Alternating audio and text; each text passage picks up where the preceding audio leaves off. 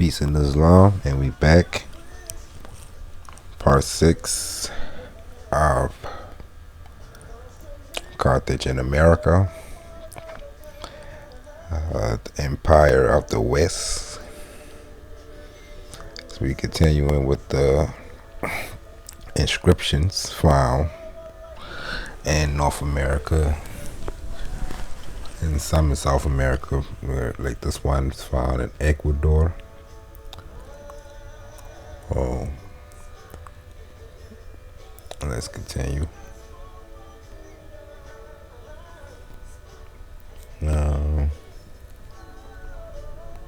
We already did this one. Yeah. Okay. Gloria Farley. Did we already do this one? Yep.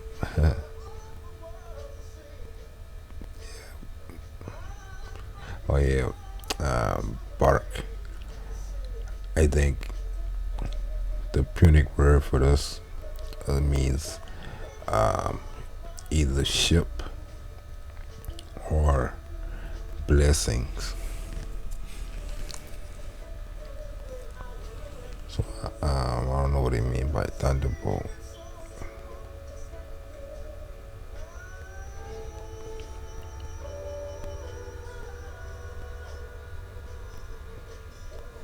So let's check.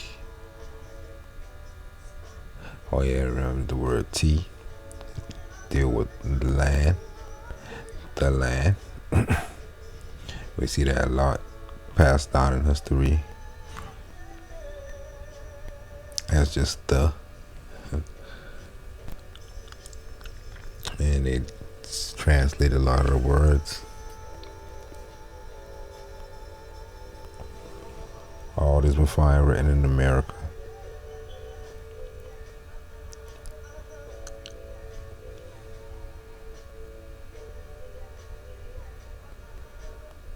And what I still don't know is how they know which vowel to place. Cause I always just put an A. You can say you got Ham and sons of Ham, Hammatites.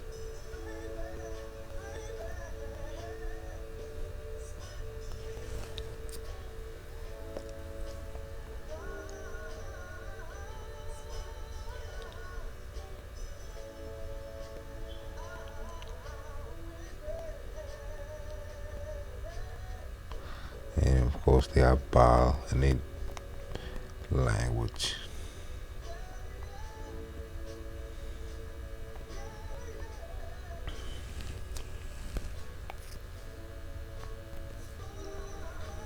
And look where they say M, Moor, for elder.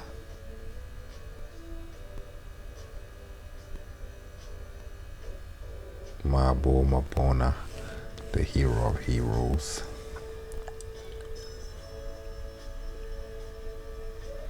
And Mater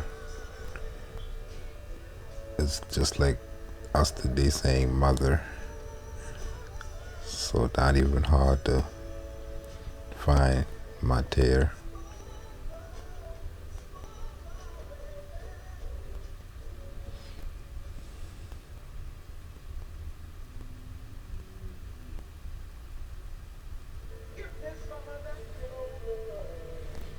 The realm of the mother goddess refers to kind of visual representation of the goddess in the ceiling painting in the South Oriental temple at South Woodstock, here in the guise of the dolls like Venetian tinies.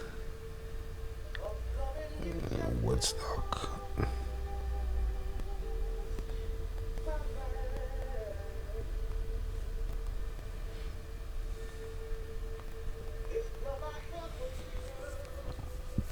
Vermont.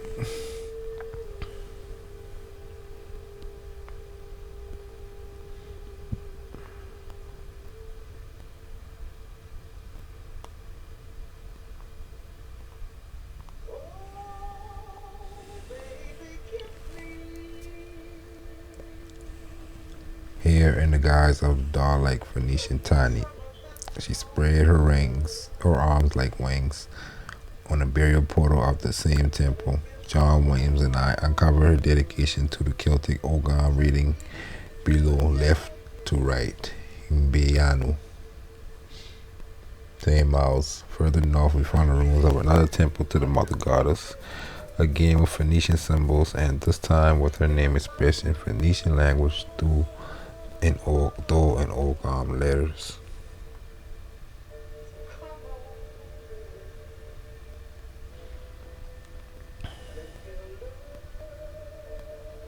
The precinct of the gods of Lagan, the land of beyond.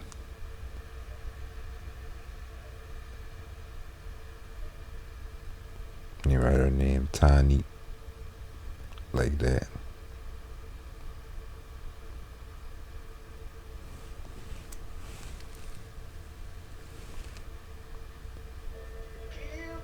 Yeah, Woodstock, Vermont.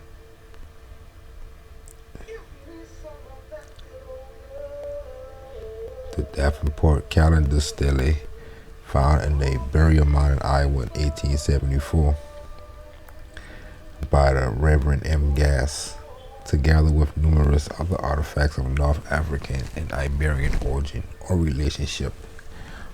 So they find this in 1874. The Circle 7, Chapter 47, Lorenzo, 1920, around that time.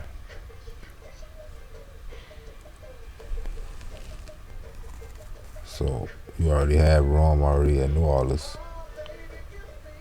and the Knights of Christ been terrorizing the people. Over here, these same Moors with this history. This inscription is written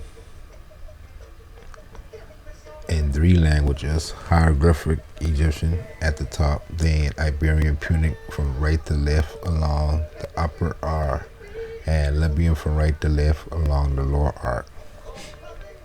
The Libyan and Iberian Punic inscriptions say the same thing, namely that the upper hieroglyphic contains the secret of how to regulate the calendar.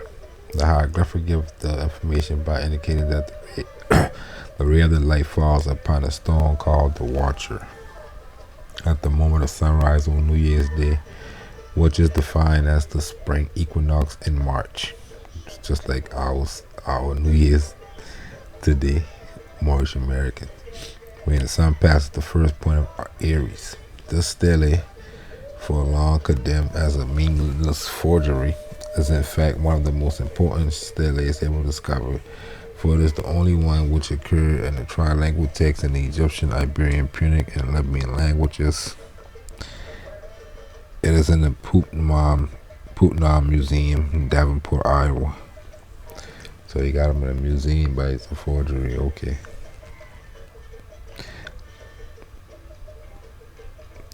They say a forgery for the uninitiated, for the people to chew on while they keep studying.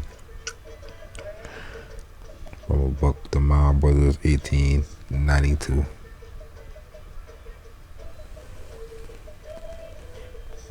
So basically, all these forgeries and the Mound Brothers are aliens, and that's their story. On both of that situation, the inscription and the people who build the structures here. Clearly, you can find everywhere, but nobody got a real explanation of who historically these people was.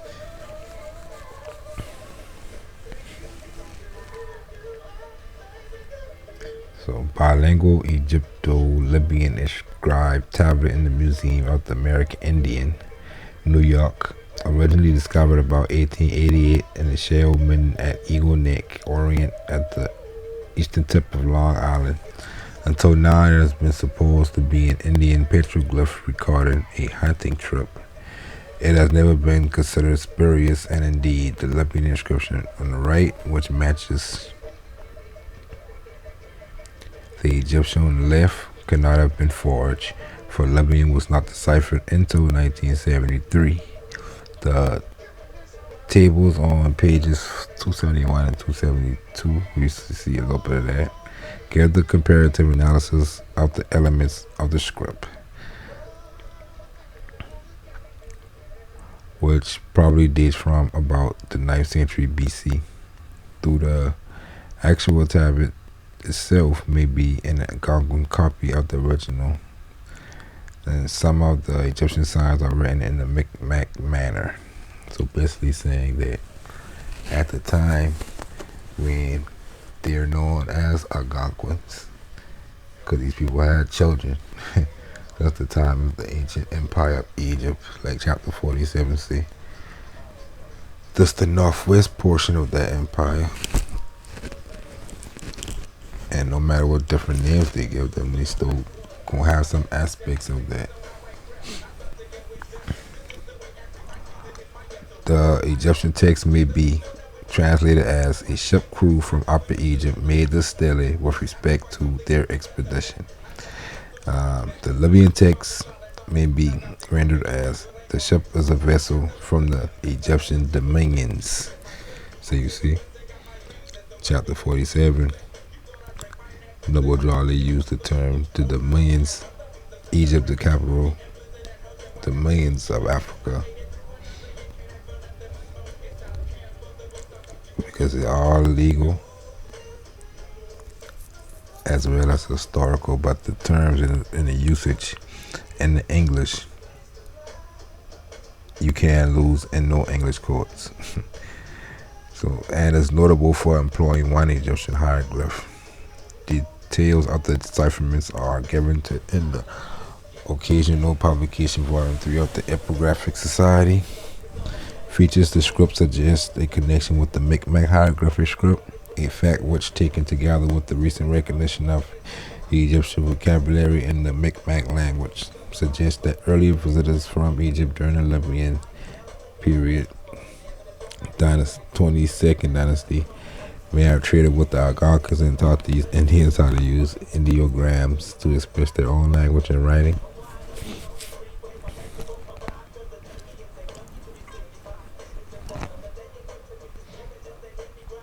But more again, in our review, they just all members of the same empire. They just gotta get in their mind that this empire is earthly. We're seeing people all over, just like today.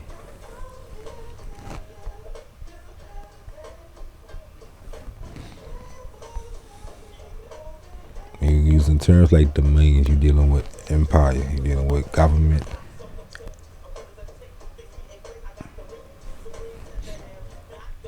So Libyan alphabetic signs appear on the tablet from Orient, New York.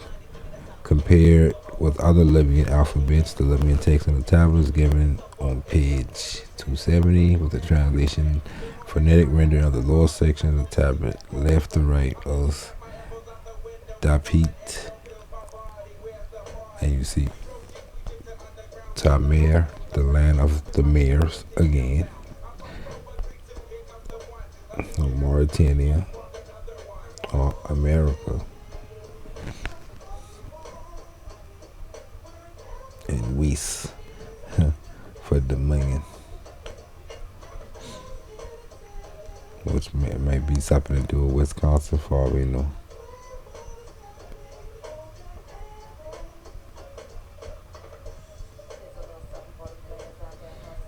So literally, Egyptian just mean the land of Moor, Tamir.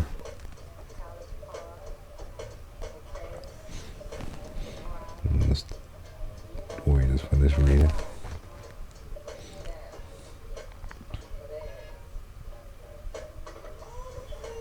You see the sign for Dominion.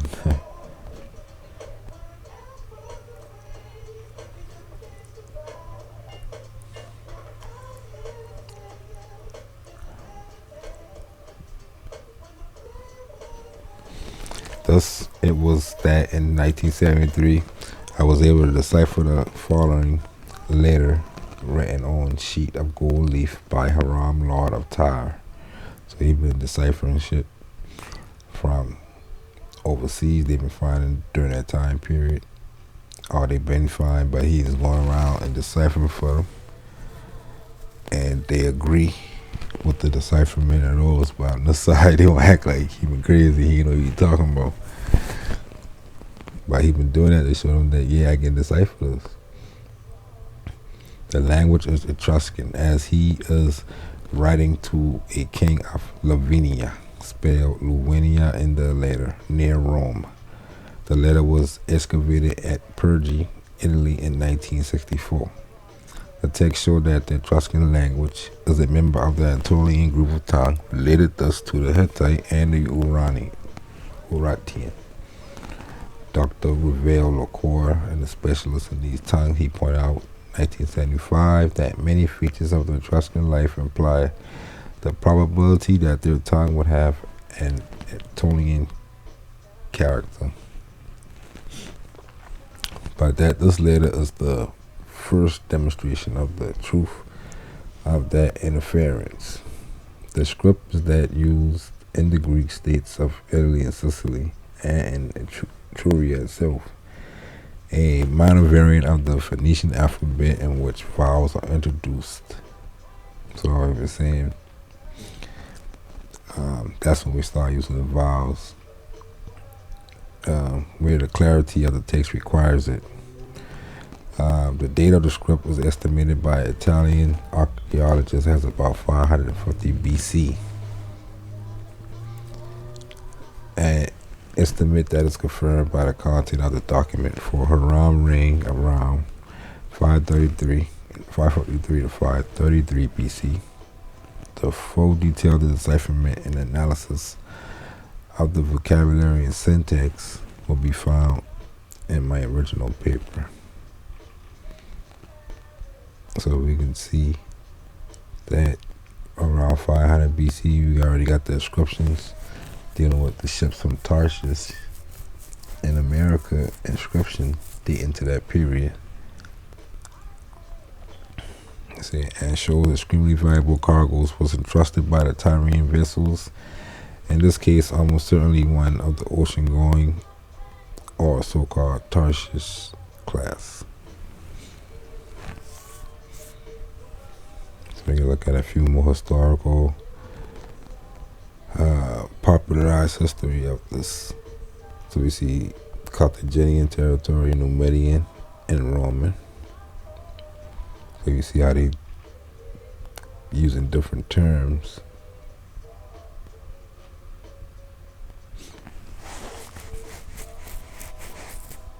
And how you don't really deal with just the city, just because the city called Carthage and the city called Rome, that's what you gotta look to. We're talking about dominions. That's why Egypt just been the capital of a dominion, of an empire.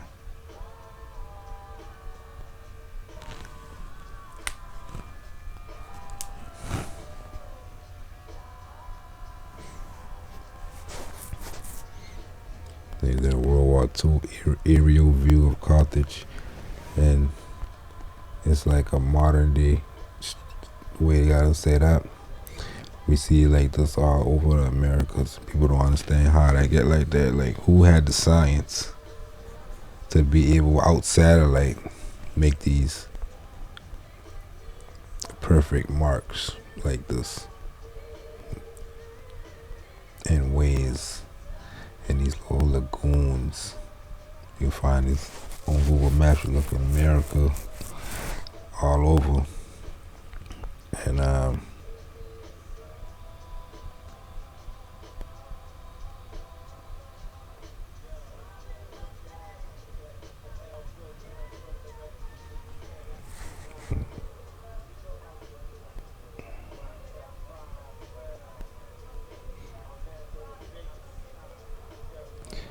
forget what everyone's saying. Oh yeah, and we see that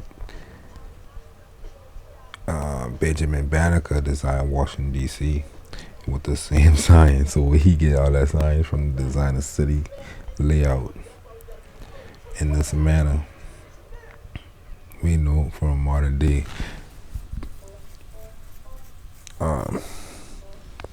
accounts that he designed the outlay for the city.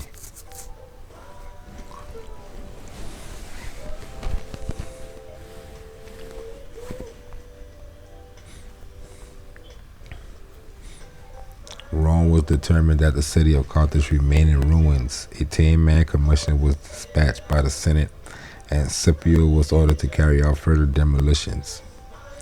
So you already know when they say things like they conquer a city, take a city, and destroy it, they basically taking everything out the libraries and the universities and stuff so they can be reconstruction, resetting, learning.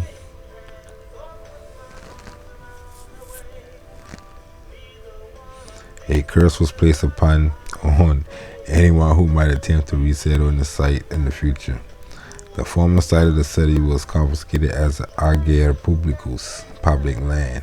So you see, that's the same story we're reading right here is what they're doing right now in America, Rome, doing to the modern day Carthage, which is in America.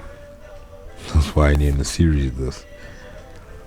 We're dealing with public lands, right? That's their favorite word, is public lands. Agere Publicus. Scipio celebrated a triumph and took the agnomen, the last name, Africanus.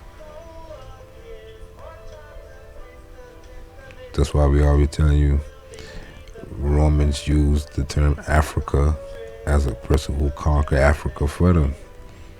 They didn't care if you've been from Africa. If you help them, you could be El Africano. Hasdrubal, because they're taking all these stories and they perpetual for them. It's in the spiritual realm, so you're always going on under different terms, no matter what time period it is. Hasdrubal's fate is not known, although he has surrendered on the premise of the retirement to an Italian state. The formerly Carthaginian territories were annexed by Rome, so they were annexations, and reconstituted to become the Roman province of Africa, with Utica as the new capital. The province became a major source of grain and other foods. And other foods and stuff that were coming from different parts of the world, because Carthage and I set that up to bring in products from especially the West. The Punic cities, which had stood by Carthage to the end, was forfeited to Rome as Agere Publicus. And they talk about even the Carthaginians and Phoenician city-states and forts and shit on this side. Again, that's why they say to in the Treaty of Tordesillas to take their kingdoms and stuff like that too, because they stole them in their mind. They stole fighting against Carthaginians in Africa.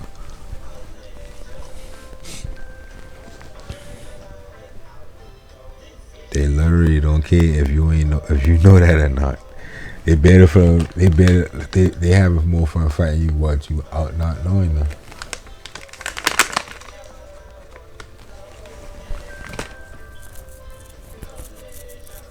Or you just chalking up as racism or white supremacy or something like that. Because they can trick you. They can sneak you with somebody who dark skin like you. Because they always got allies. So you gotta look at it as, you better look at how they look at it. Either Rome or the Empire of Carthage or Empire of Rome. When only two empires fight. With a bunch of allies on both sides. They look at us as the devil and we look at them as the devil. So that's how you gotta be. Hey.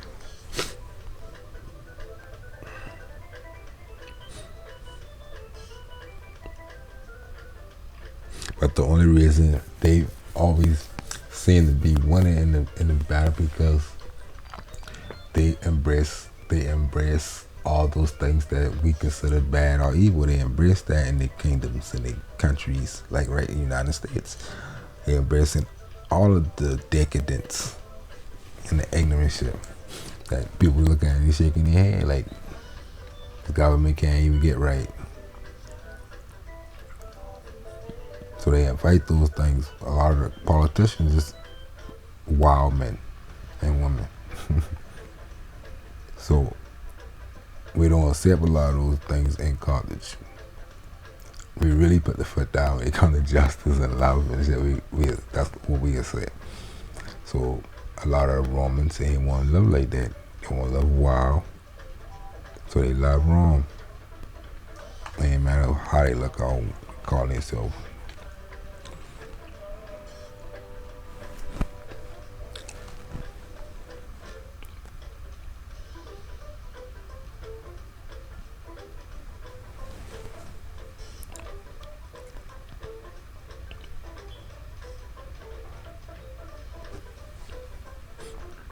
The Battle of Iberia.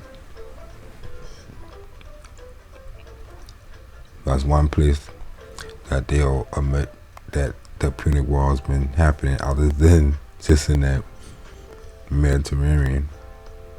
Some be further off.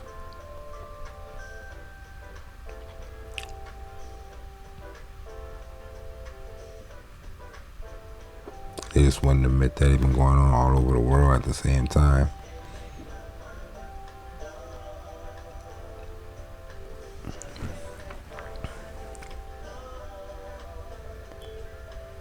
And they just battles for control of trade routes, as always.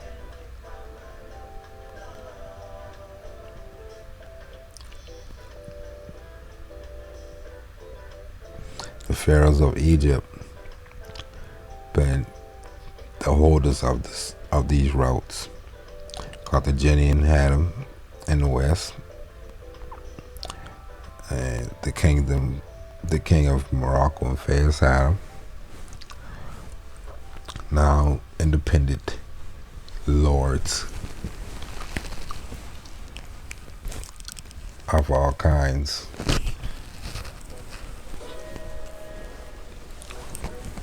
And all kind of factions got control now, which is Venezuela, Brazil, Argentina, all these UN states. So basically Rome.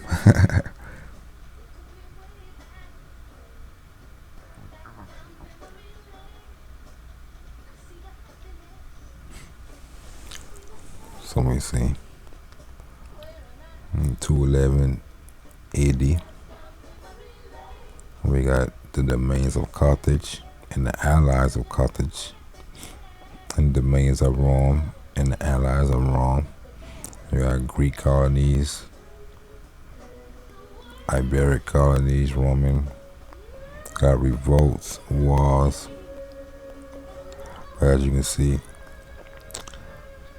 just 500 years before the infamous story of the Moors in Spain, 711, right?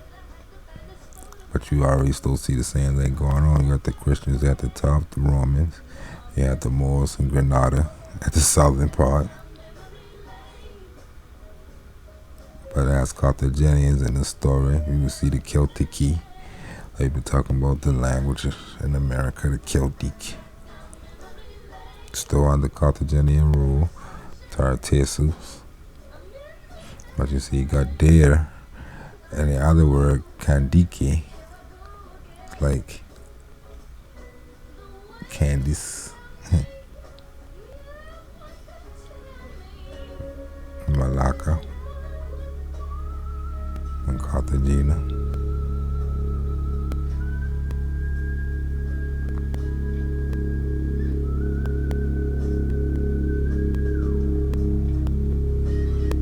But this can be studied just like this on the outside if we had a team and access to a lot of different things.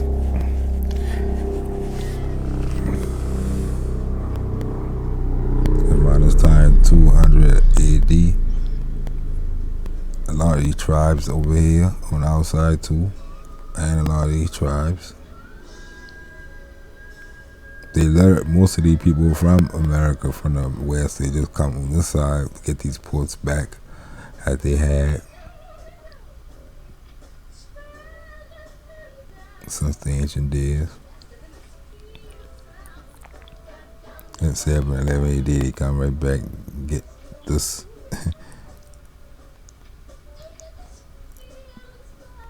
Going past the Ebro River because they ain't never supposed to pass the Ebro.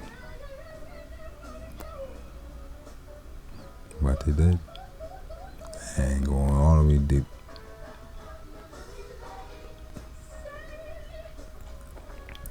A Roman statuette of a war elephant recovered from Herculaneum.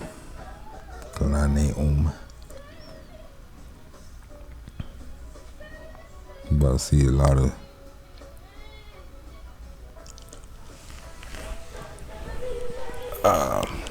statuettes. In this video, we're going to Venice. The art schools in Venice, all they do is paint murals. That's why I think they take a lot of these records when they go to Carthage, the city of Carthage, libraries and stuff, and they take these records. I think they make statuettes out of the statues and pictures and paintings of the records of these Moors from all over. Because Carthage is again one of those places that kept records of an empire for all the domains.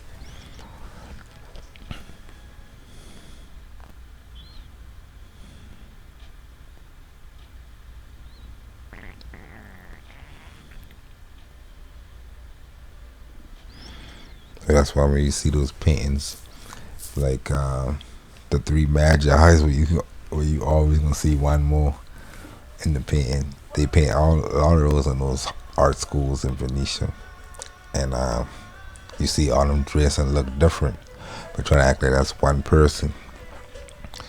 And I think that's just some more ways that they spreading out that stuff, the books and art and whatever they taking out those libraries when they going to those cities.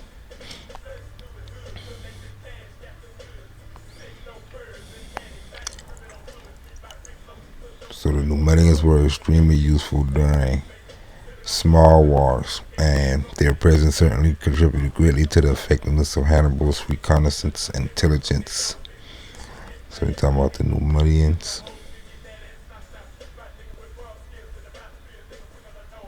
Which Numidia, Argetulia was the Venezuelan area on our maps.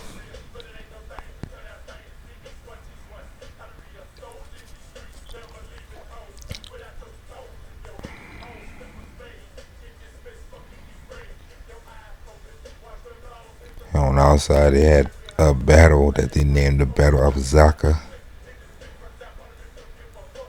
because they still been doing these same things. Castile, again, she been basically, in her mind, she been the Empress of Rome. That's why they had the Pope to do all this bidding at Rome. And we later see Carlos V, her grandson, with the title King of the Holy Emperor of the Holy Roman Empire.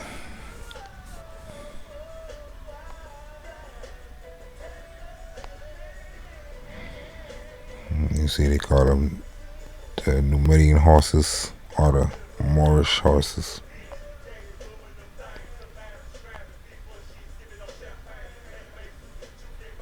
That's another lane of history. The parts of the army, like the cavalry, the uniforms,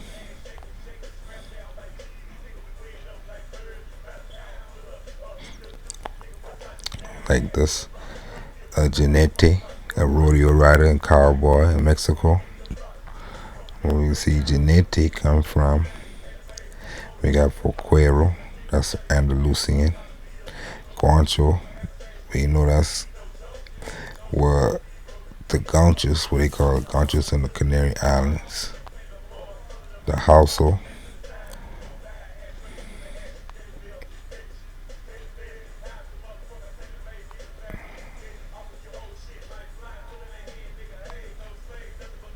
and Ojinete. But they'll tell you what Janete comes from on another page. And the word Janete was of the Berber Sinata tribe. Designates in Castilian and the provincial dialect of Occitan language. Those who show great skills in writing, especially in this relate to their work. And Portuguese is called Guinete. And the term Genet was small Spanish horse, same source, which the source. We also see in the army the Numidian cavalry with the jaguar suits, just like we see in the Aztec, the animal war suits. And they got the sun on the shield.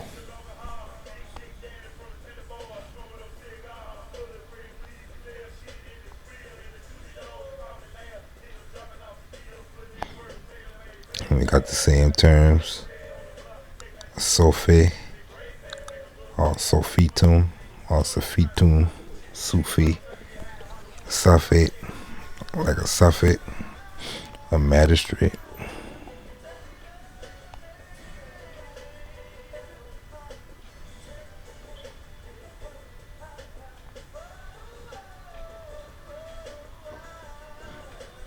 Still using these terms in modern times.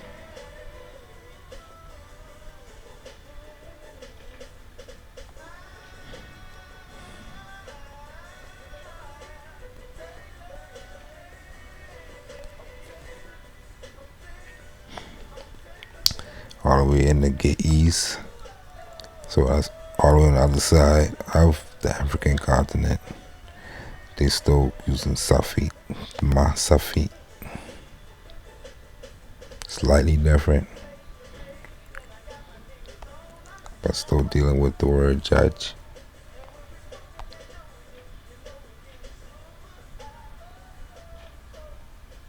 In the city of Gondar. On our side, it was called Gandar. And Americana, Ethiopian, what they used to call Ethiopia, on both sides of the Atlantic.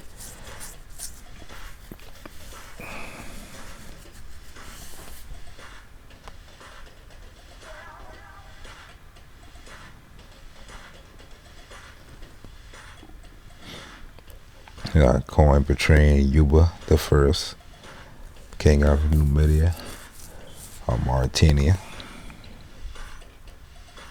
And look at the language. You can read the REX, just like you write today. And they got that same bed like the ancient Canaanites, like the Moorish Americans. IUBA or JUBA, King Uba, Juba. You still write like this.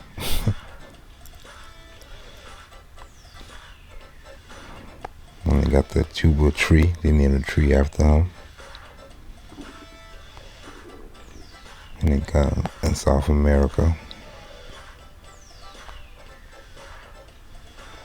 the Malay region. Malay or Mare or Mali.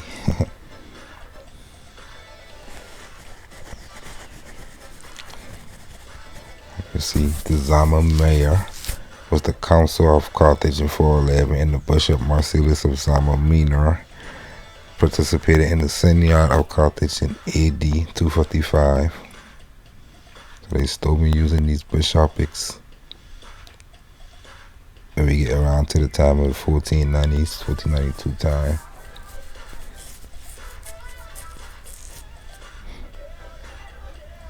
They just telling the world that they discovering new places, even though the shit that mean recognized at that time. They ain't never correct you. to let you believe who you want. But you can see Bartolome Odukanu is the current bishop. So it ain't changed. Still going on in Africa. Bartolome Odukanu. Modern day.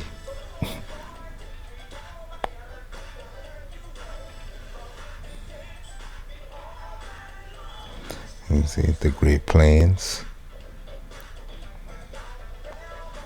Using terms like the great plans like we use over here.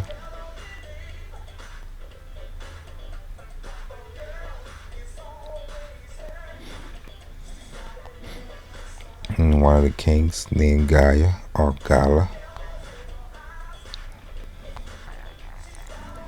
You know, Gala is a ancient Berber term. So now we know why, because Numidia is North Africa, Berber land, ancient Berbers.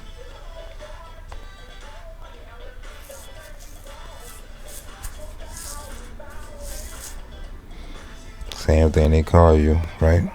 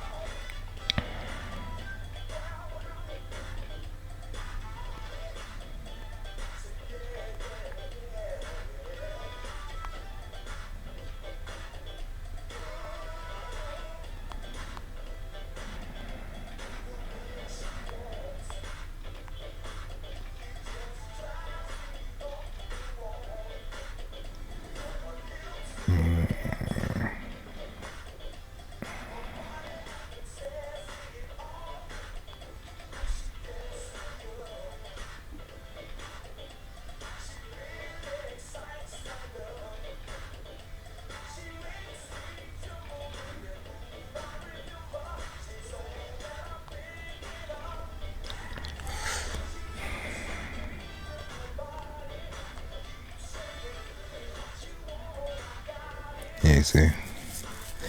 Oh, they didn't even put that in there. They slick.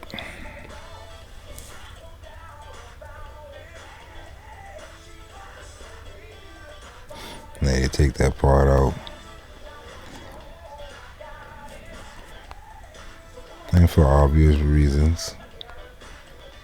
Because that connected, just like I connect you in these videos to these ancient mound builders, these ancient Moors, Carthaginians, regardless of they talking about the ones who've been captured in these walls and sold on plantations in South Carolina. They still know who they talking about. Let's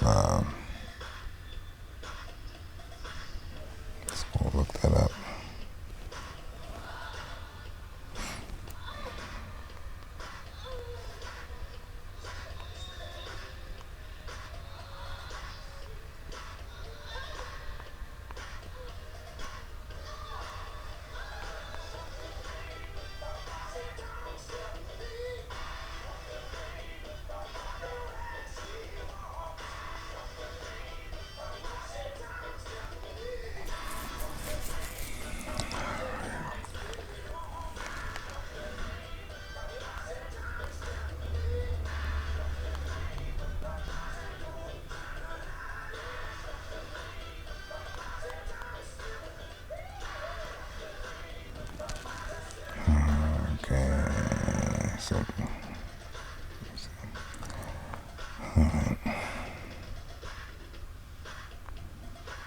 Okay, now they want to document that the ancient Berbers and their descendants, which is everybody call them Black and African Americans.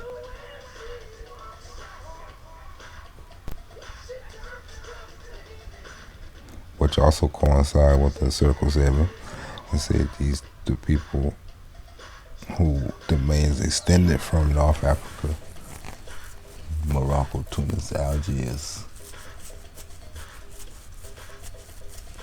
to North, South, Central America and Atlantis Islands.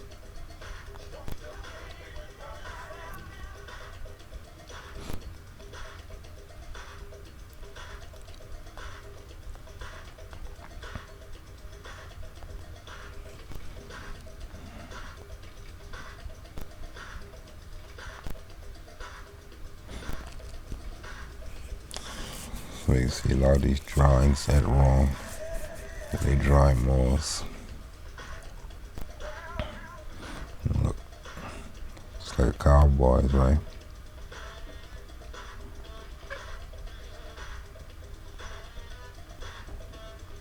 Gold ornaments all on the horse. And a crown. And you see the tassels on that. All let's go back to the ancient Egypt is the symbols change, but you got the same meanings to these symbols. Of course, a red cape.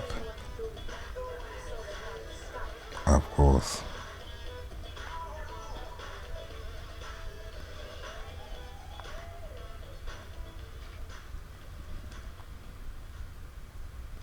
And the earring. We always see the earring on the Moors.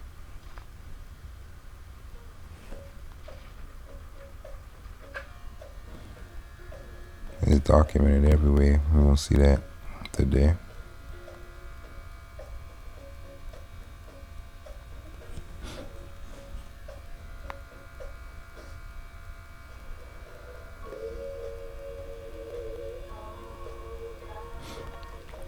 So you see, they always have them on this way. They show them that they've been the ones who had know how to get around all the creeks areas and everything.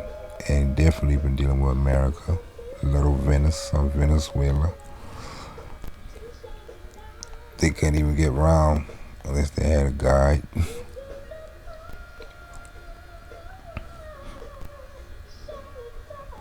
And look at the, always pay attention that they got on these fine soap. That we base our modern day clothes off to show that they high nobility.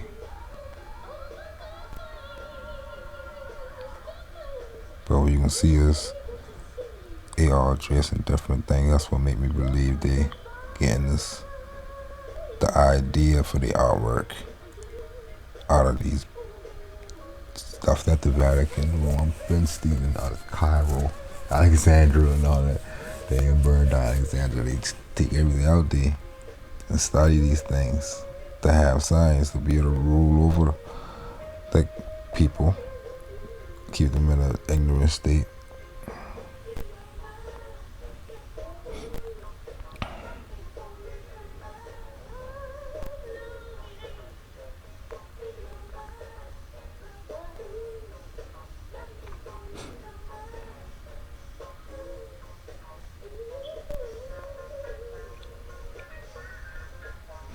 And just saw it inside the band. Got a turban and feathers. Bow and arrow.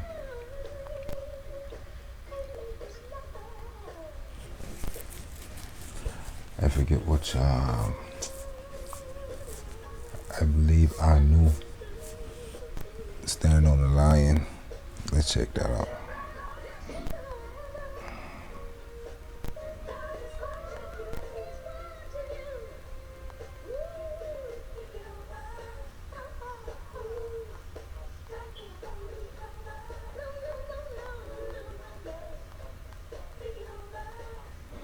Marduk.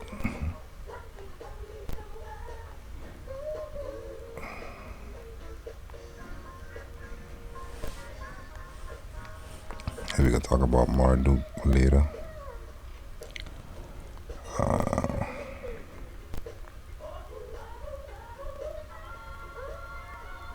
Amaru.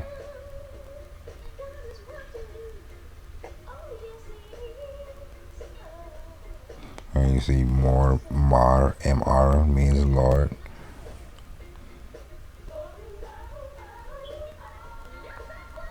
As usual.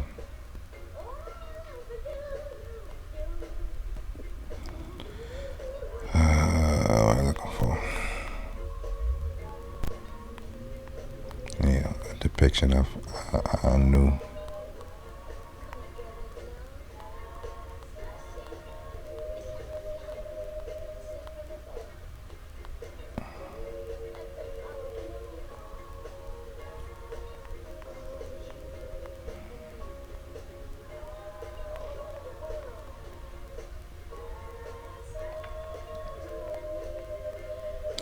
You might want to be on who I thinking about.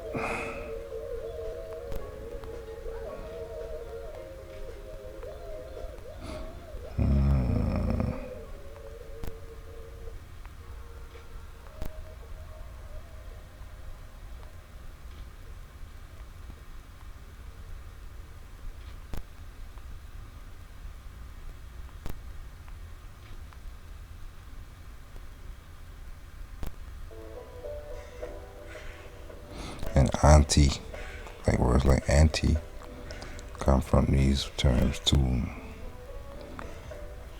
One of the goddess.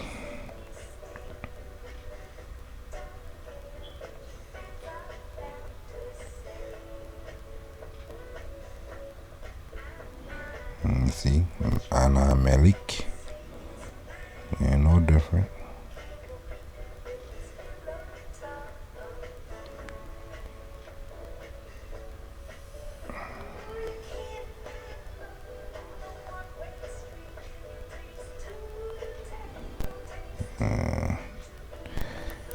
One of these, we probably run into it. And when we do, we're gonna see that they got some dress and he got the bow and arrow. Let me see. They call us the Black Moor statue of Florida. Love Florida. Again, you see the mark of the Moor with the herring.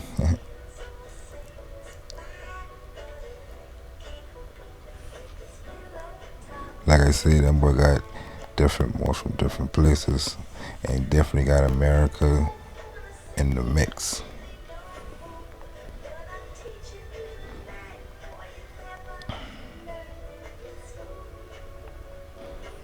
Make sure you pay attention to their robe and their wardrobe.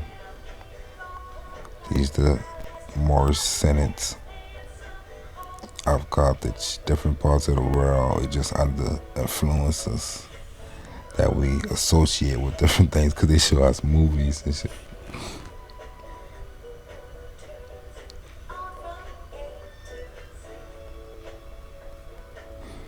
Yeah, make statues like this.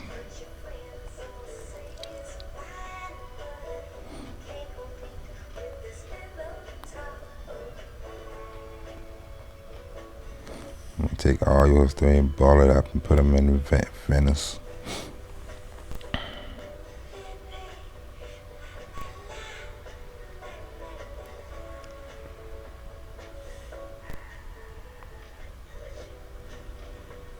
Start you over.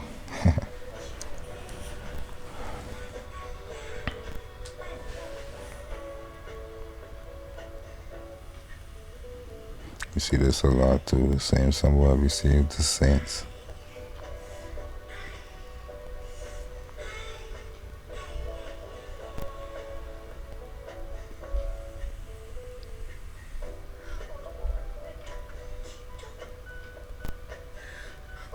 Plume feathers.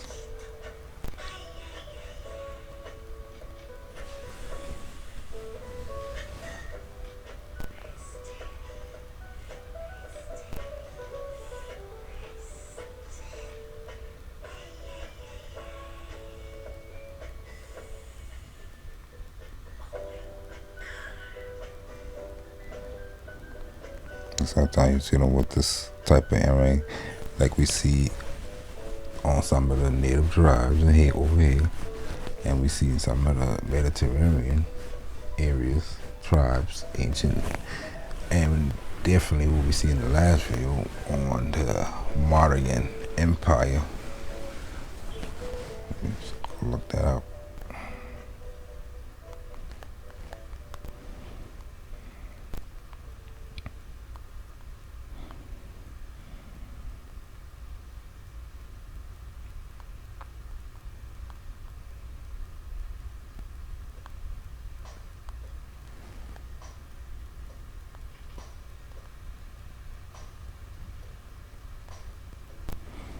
Okay. The long earring.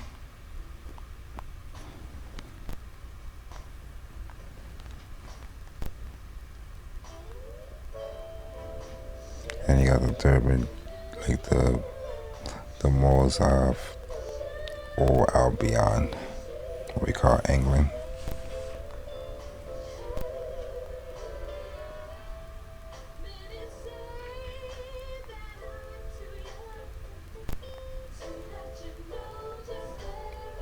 And you can see this look like the Roman, or the Greek, or the Trojan, or the Etruscan. But you also see tobacco leaf feather. It's showing you that all that in the West too.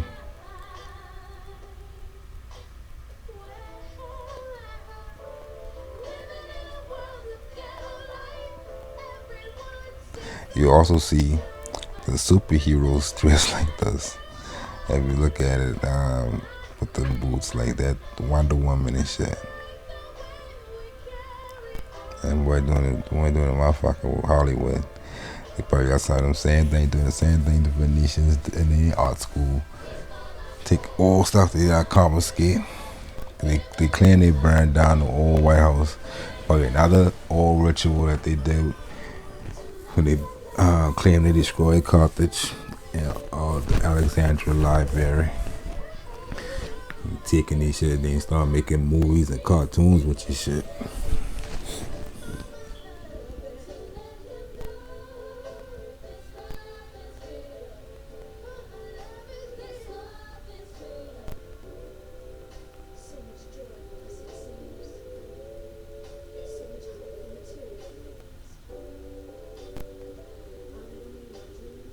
And they always had the little noble tassels hanging. Like a little snake. Charming.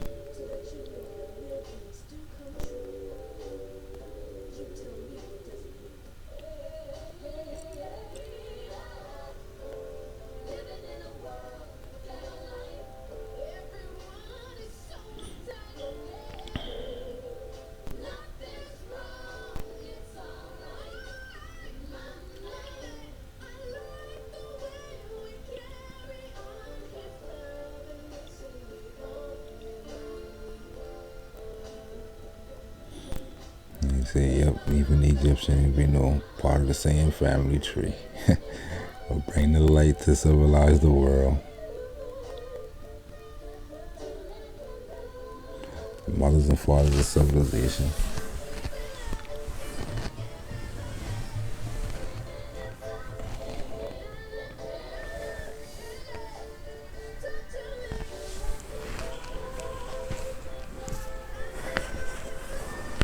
He show you on the movie The Moor of Venice. I think that's what it called.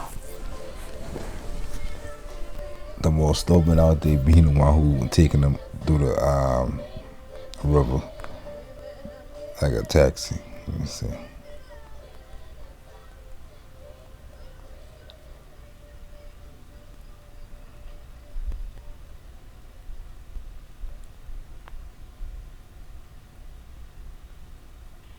What is this? Yeah.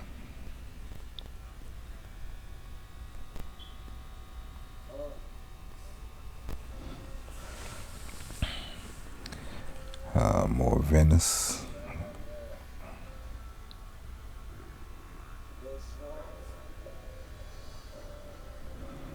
Ain't Noble Moor, general in the Venetian military.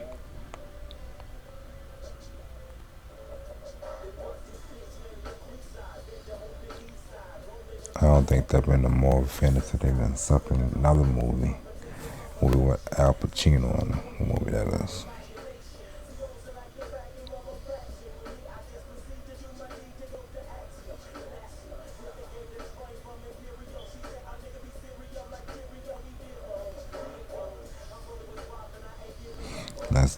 That's one thing Wikipedia, they ain't got no problem calling you Moorish and drawing you, painting you like a so-called black man. You right? But they wanna act like the shit don't exist. Act like the shit don't exist, right? Let me tell you, boy, in your face, and it will come out the other side of your mouth, act like, no, you can't be that. That don't exist. Only in the stories, brother.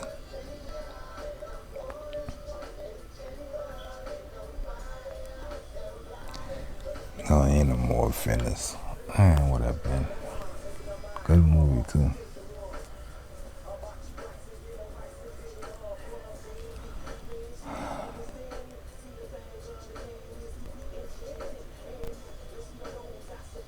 No, they give me the movie.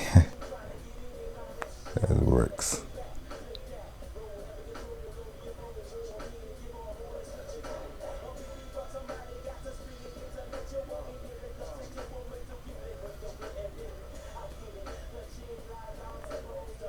All right, the Merchant of Venice, not the Moor.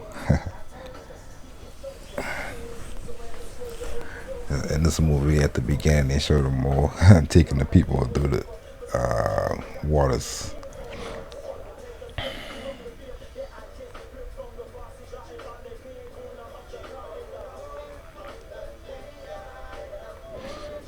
Another good movie to go watch.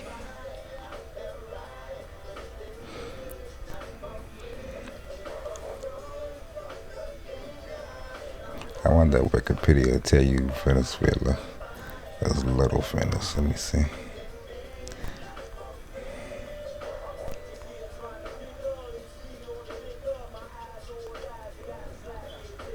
Etymology.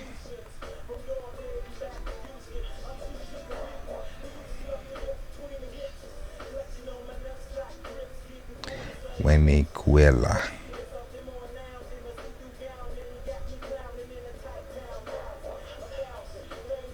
See, the people call themselves Venezuela. Little Venice.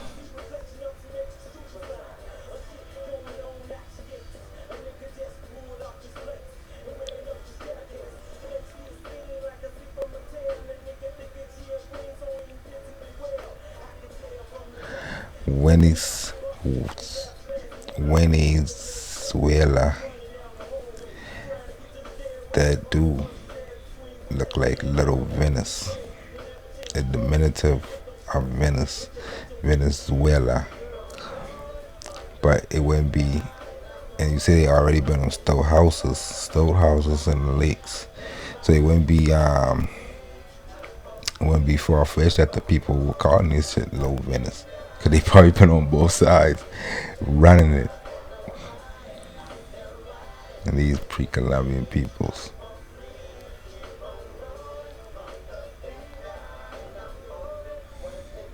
We already know that's the New Kingdom. The New Kingdom of Grenada. Let's see, Kumara. And the native lords, Waikapuru. And his name Tamanako.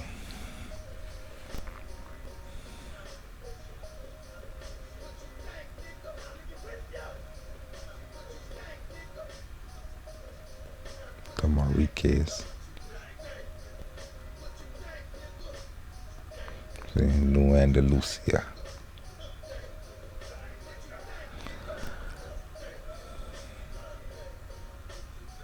And the reason why the Miranda family got power right there because Diego Manuel the first dealing with Diego de Miranda, his Moorish page where it had all the information about the area. You have to learn from.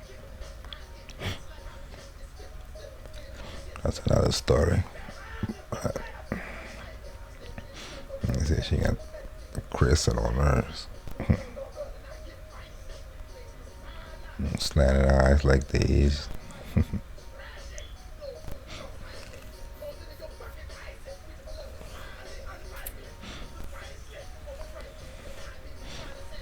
Another one look like America.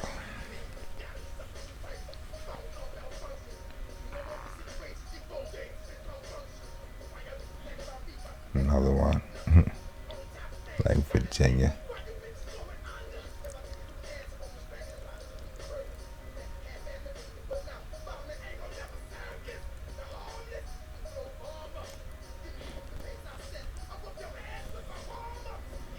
same little band around her wrist.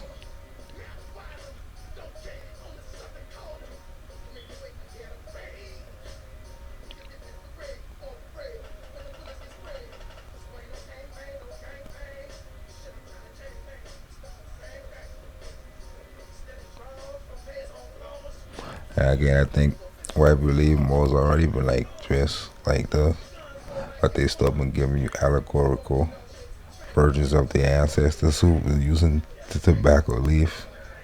They still got skirt.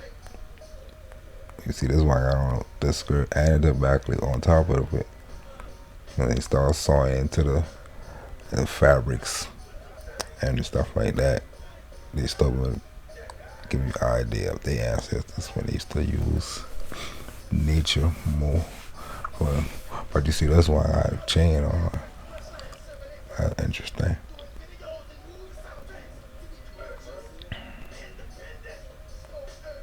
Same big earrings.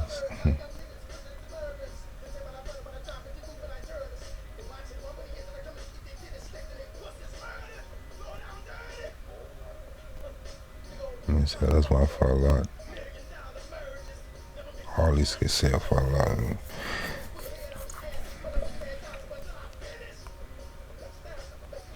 And that's why interesting too. You see, dressing a folk guy. Don't got the feathers.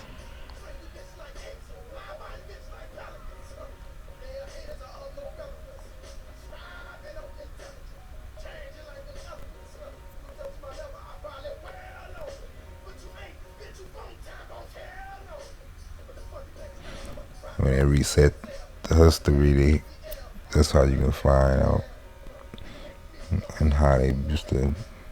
They ain't hiding them. Is writing new history on top of them.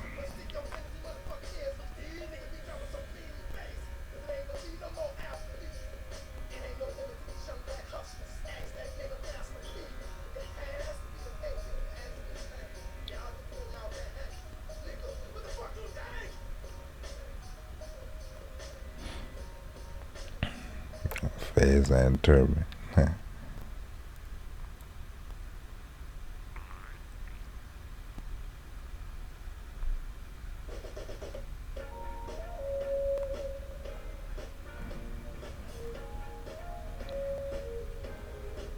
You see the ones in the malls in the East Asia with that same thing in the middle. They got in their chest. Same type of. Even to this day, still wear that as rituals.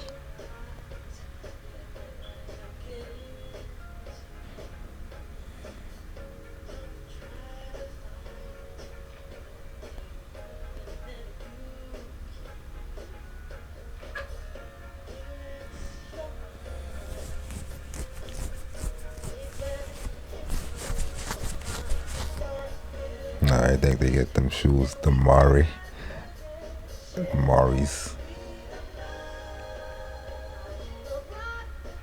Oh, I know what y'all say. We playing rich. We just don't know our history itself as people spending big money.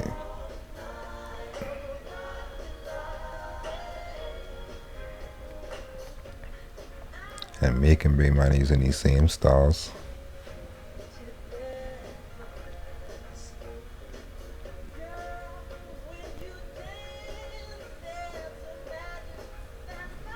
But again, that vest like the Mexico or the Spaniards. That's like that type of vest.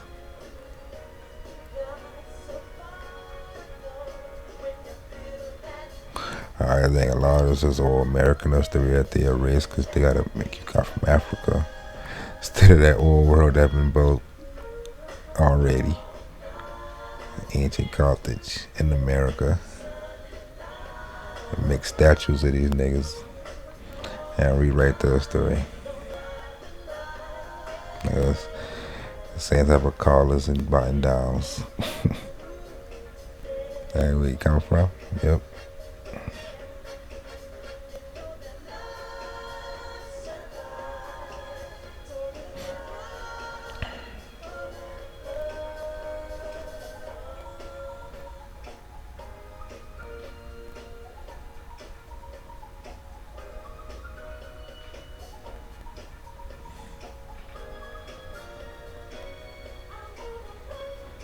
little skirt.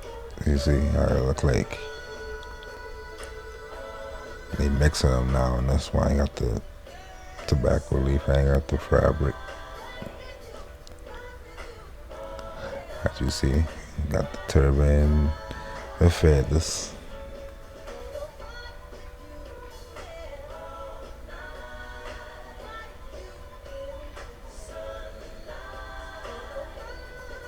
Got tobacco leaves too.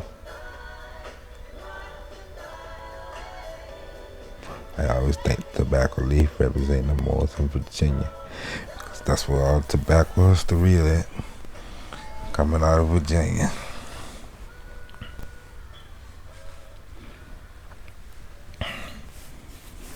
And we know we still wearing these type of hair wraps in the females to this day.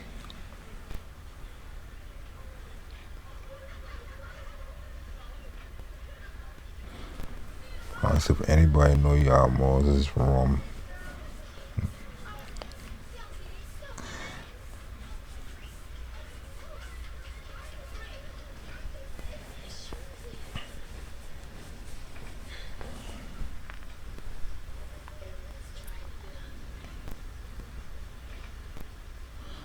Another one with the tobacco leaf.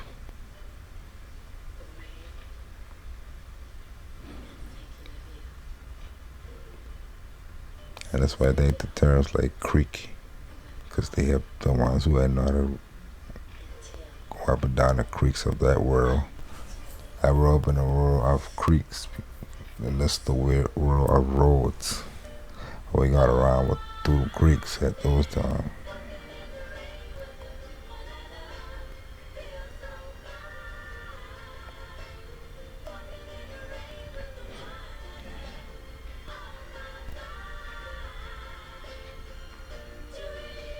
But you're gonna read the stories of when they write a lot about when they going into those areas of Venezuela, not Venezuela, where Venice at, and those islands they find marvelous cities, and they've been taking so much stuff from them people in them houses, and a lot of people probably get enslaved and shipped over here. The Moors who've been there talk about them as Moors. And you see the rubberways like a roads.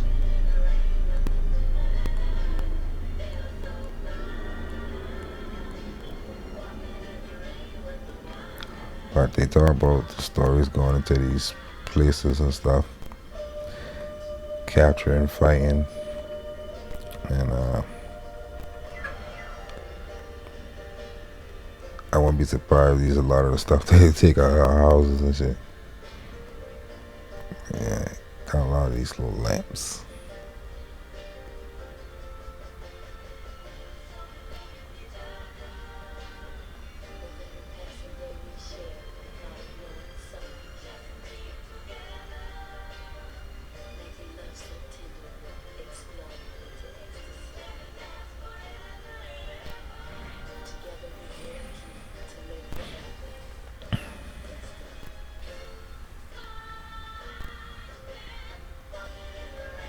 I found a turtle, the parrot. I represent South America, Amazon. Got a little pouch, like the marabou. Look like one.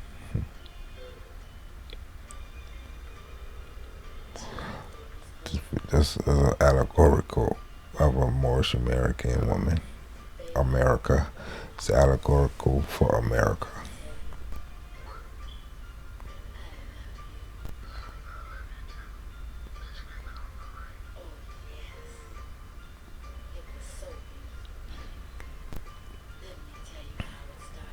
Tons of these. Capes.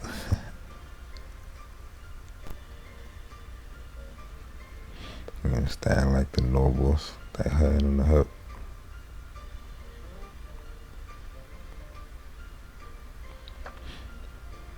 Oh, you see that one?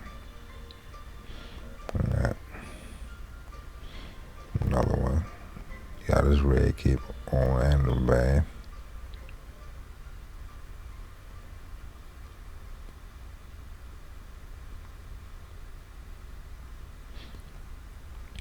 See another one with the American thing. And they got African necklace and he got the Roman robe. So they ain't know what they getting this idea from.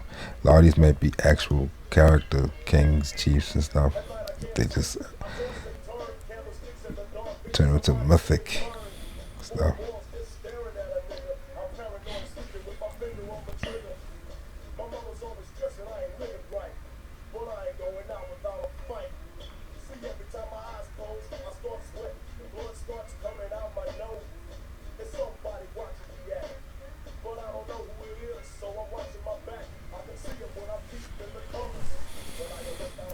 You got Kofi on.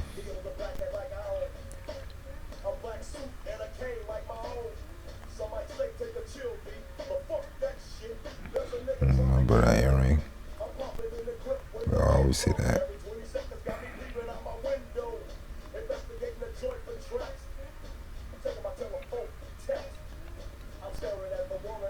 In Germany right here. Netherlands.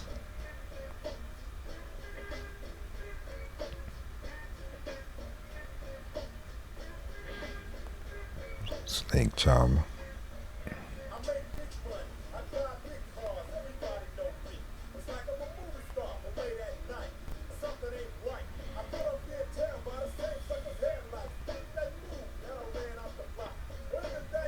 A lot of this began just allegorical over time. But you ain't never, the descendants ain't disappear. Just dress different.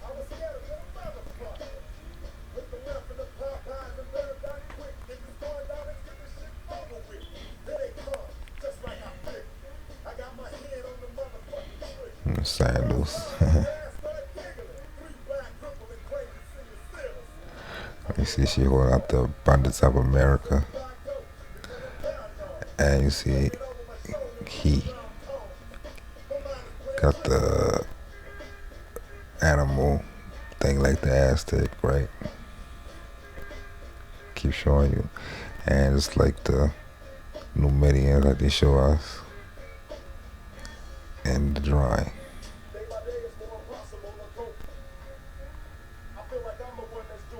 They just coming out with these things being that far away from each other. They're the same people, just all over the earth.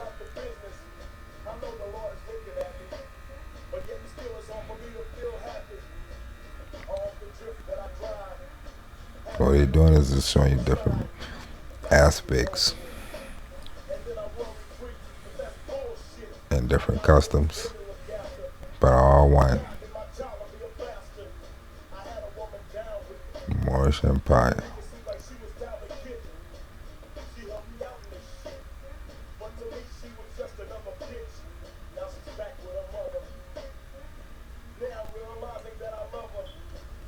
Venice calling all these black and more. They ain't care which one, where they at, because they coming from this, they holy enemy, they perpetual enemy, the Carthaginians from across that water, all Mauritanians, whatever you want to call it.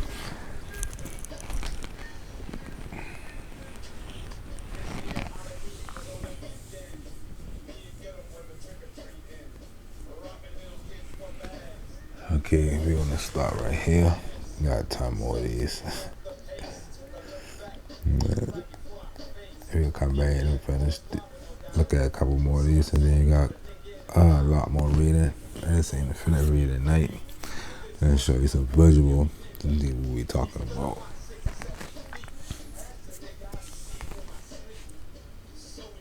And you got thousands and thousands and thousands of ancestors who came to Earth in the past. And your genetics that they got from these people. So we're going to stop right there and come back on the next one, part 7. And part 6, Carthage in America.